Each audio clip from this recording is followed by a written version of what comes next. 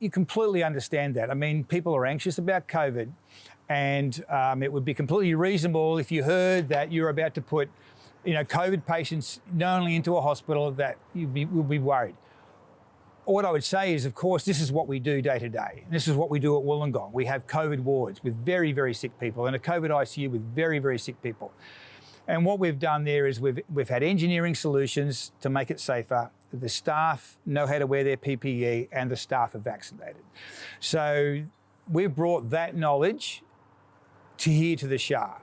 We've firstly looked at the rooms and how the airflow goes to make sure that the way the air moves is safe and it's away from staff, if you like, and away from other people within the SHA. And it certainly doesn't go anywhere near the hospital.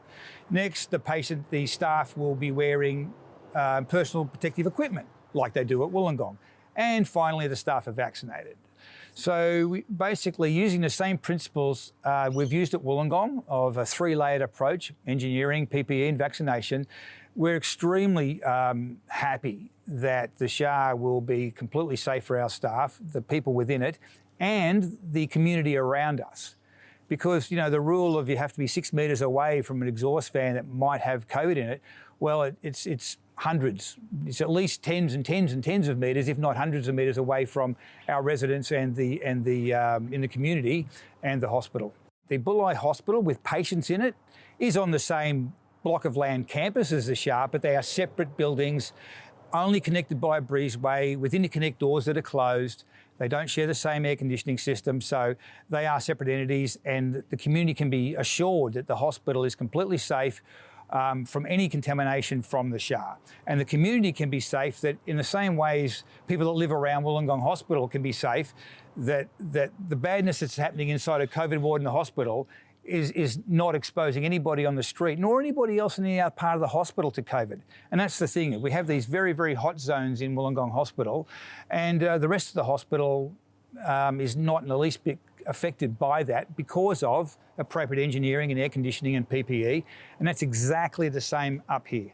It's all about safety. The facility itself is absolutely perfect for housing for what its purpose is, which is the special health accommodation for COVID positive people that need somewhere to stay and be monitored.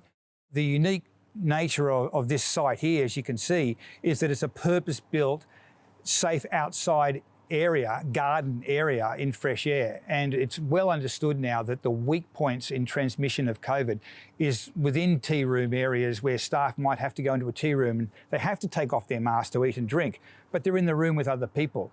And it's well recognised now that as clever as we are with all our PPE and engineering, if people have to eat and drink and take their masks off, it becomes a weak point.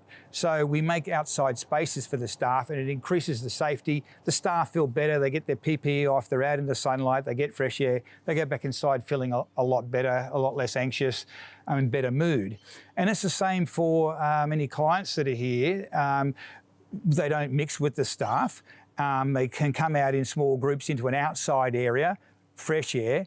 It's a long way from any other part. It's nowhere near the actual hospital.